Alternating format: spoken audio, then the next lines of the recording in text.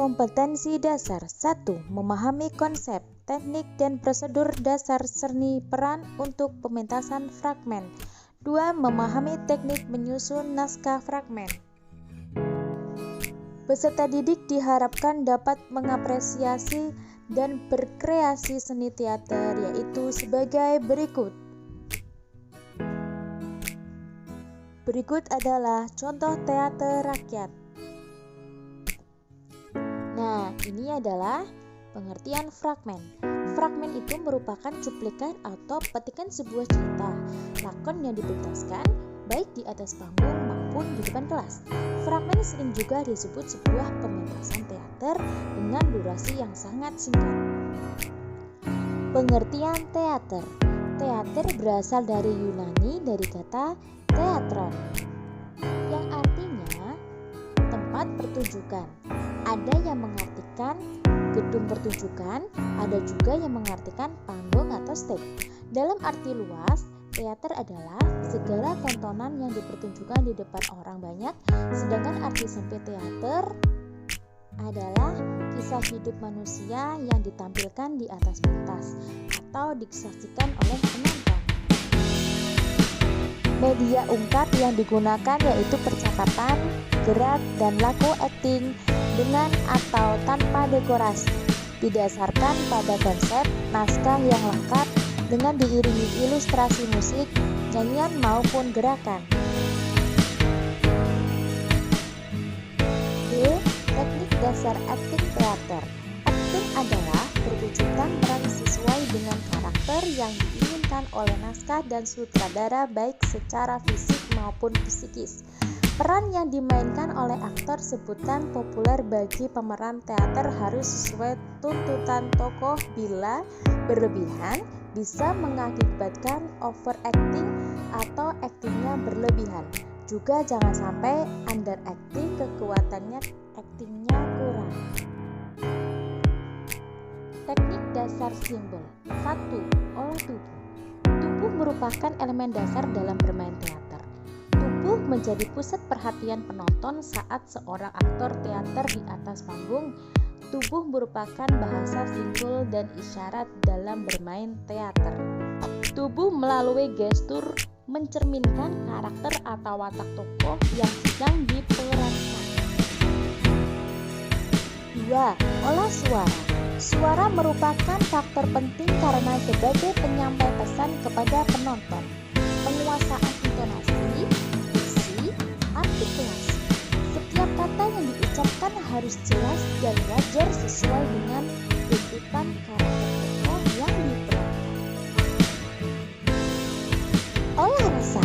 Akting pada dasarnya menampilkan keindahan dan keterampilan seorang aktor dalam mewujudkan berbagai pikiran, emosi, perasaan, dan sosok peran yang sedang dimainkan sesuai dengan karakter. Aktor harus memiliki kemampuan untuk menjadi seseorang yang bukan dirinya sendiri. Berikut ini adalah fungsi-fungsi teater rakyat.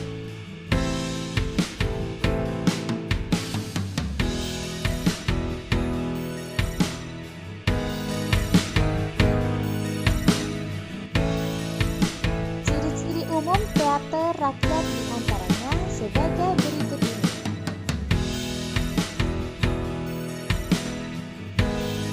Ini adalah contoh peran.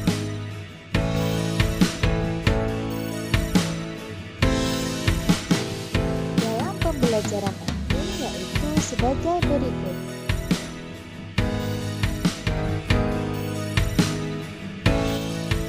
Gaya akting. Gaya akting ada dua. Yang pertama, teatrikalisme. Yang kedua, realisme.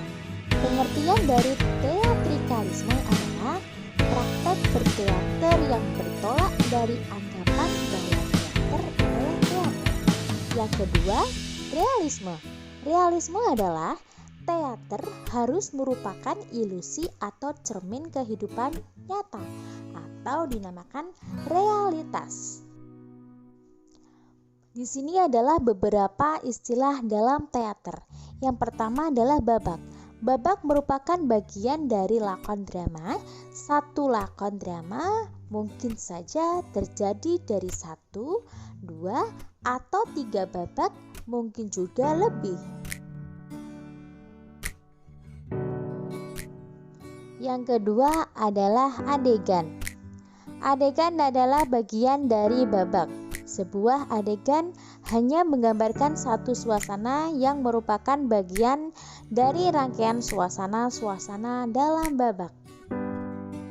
Yang ketiga adalah prolog. Prolog adalah kata pendahuluan dalam lakon drama.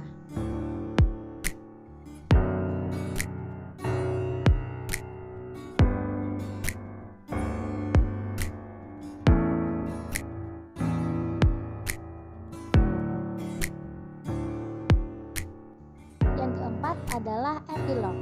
Epilog adalah kata penutup yang mengakhiri pementasan. Yang kelima adalah dialog. Dialog adalah percakapan para pemain. Yang keenam adalah monolog. Monolog adalah percakapan seorang pemain dirinya sendiri. Yang ketujuh adalah mimik. Mimik adalah ekspresi gerak-gerik wajah atau raut muka untuk menunjukkan emosi yang dialami pemain. Yang kedelapan adalah gestur. Gestur adalah gerak-gerak besar, yaitu gerakan tangan, kaki, kepala, dan tubuh pada umumnya yang dilakukan pemain. 9 adalah blocking. Blocking adalah aturan berpindah tempat dari tempat yang satu ke tempat yang lain agar penampilan pemain tidak menjemukan. 10. Guide. Guide di sini beda dengan blocking. Guide adalah tanda-tanda khusus pada cara berjalan dan cara bergerak pemain. Unsur-unsur lakon teater. Yang pertama adalah tema cerita, kedua amanat, yang ketiga plot. Plot ada 6. Yang satu adalah eksposisi, 2 konflik, 3 komplikasi, 4 krisis, 5 resolusi, dan 6 keputusan. Dan keempat adalah dialog, yang kelima setting, dan keenam adalah interpretasi. Berikut adalah unsur-unsur pementasan. Ada naskah, ada pemain, sutradara, tata rias, tata diorama atau birama, tata panggung, tata lampu, tata suara, dan penonton. A. Teknik menulis naskah fragmen. A. Menentukan tema. Tema merupakan langkah awal dalam menyusun naskah drama. Tema merupakan ide dasar dari keseluruhan naskah. Pesan pengarang yang ingin disampaikan akan diketahui melalui tema.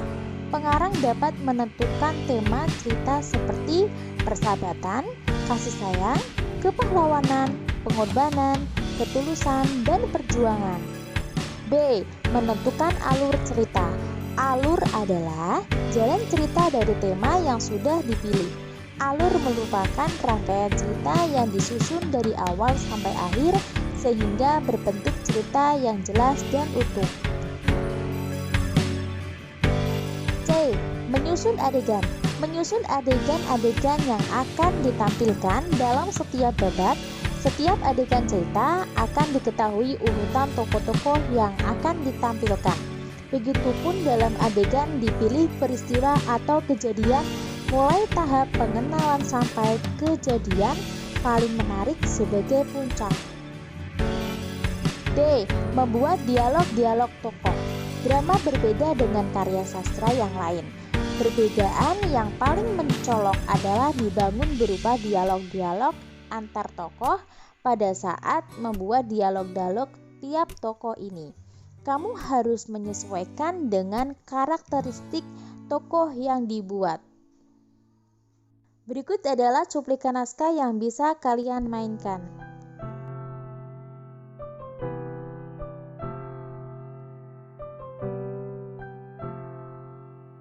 Jangan lupa subscribe, like, comment, and share ya.